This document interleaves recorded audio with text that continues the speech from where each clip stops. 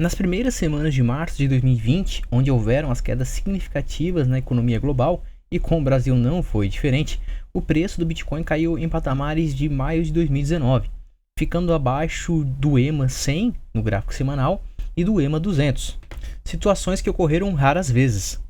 Após essas quedas, a discussão sobre o Bitcoin servir como um escape para crises veio à tona.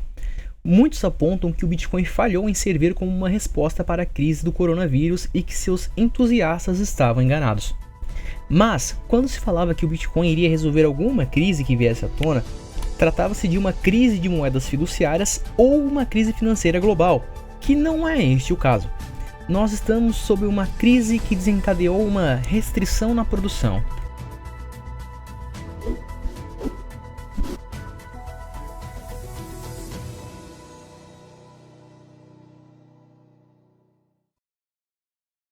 Eu sou o Henry e seja bem-vindo ao quadro Leituras e Análise de Mercado.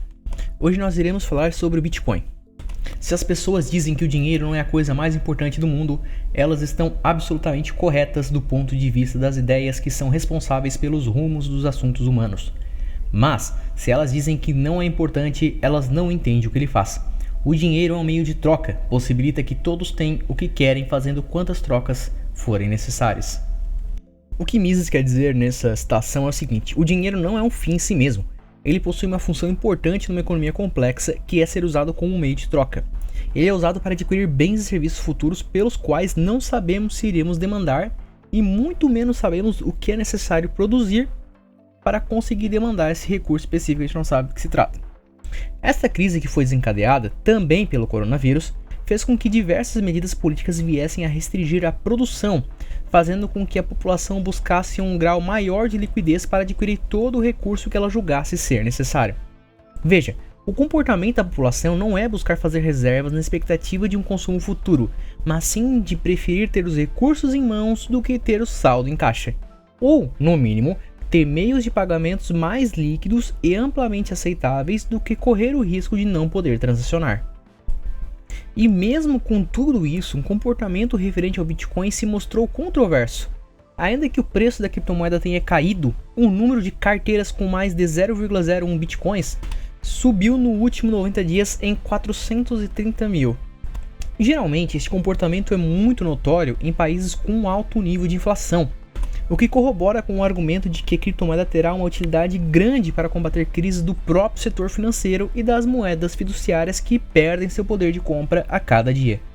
Os bancos centrais estão tomando ações inflacionistas, com a expansão da base monetária e prometendo liquidez infinita.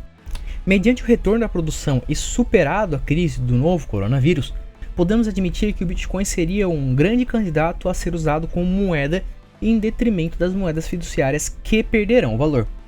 Considerando a tecnologia blockchain, podemos até ponderar que o aumento do interesse pelo Bitcoin possa evidenciar como as transações por criptomoedas podem ser mais eficientes, algo já percebido até pelo próprio sistema financeiro tradicional. Referente à recente queda do preço do Bitcoin, podemos tirar o seguinte: se o anseio da população é obter recursos imediatos e não ter saldo em caixa, não importa o quão saudável é a política monetária de um país, a moeda deste país vai perder valor em detrimento dos recursos exigíveis. Então logo, o Bitcoin não falhou em resolver uma crise, pois não é uma crise que ele se propunha a superar.